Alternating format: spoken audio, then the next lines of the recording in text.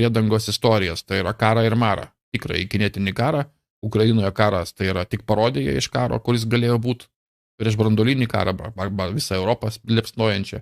Patys suprantat, kad čia dar toli iki tokio karo. Taigi šito nėra ir vietoje to jūs matote tyčia greunamą ekonominę sistemą. Štai koks buvo tikslas, tai tęsiam. Taigi, kaipgi yra naudojama? Tai yra dezinformacija arba netiksli informacija duomenų vedama. Tai yra pagal surinktus duomenys, pagal jūsų duomenys, kuriuos jūs patys mėlyje atiduodat valdžiai. Deepfake'ais. Tai yra kiberatakomis ir honeypots, kiberatakos viskas aišku, ar ne? Honeypots tai yra medaus pastai vadinami.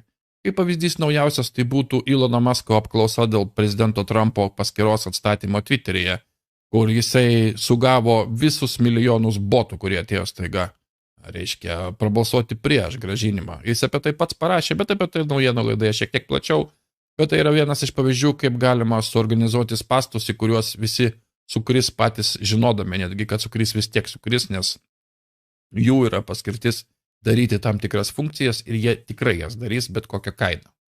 Toliau yra socialinė inžinerija, girdėtas toks terminas ar ne, labai platus ir iš tikrųjų reikalaujantis atskiro nagrinėjimo ir netgi atskirų galbūt netgi ir laidų kada nors, kas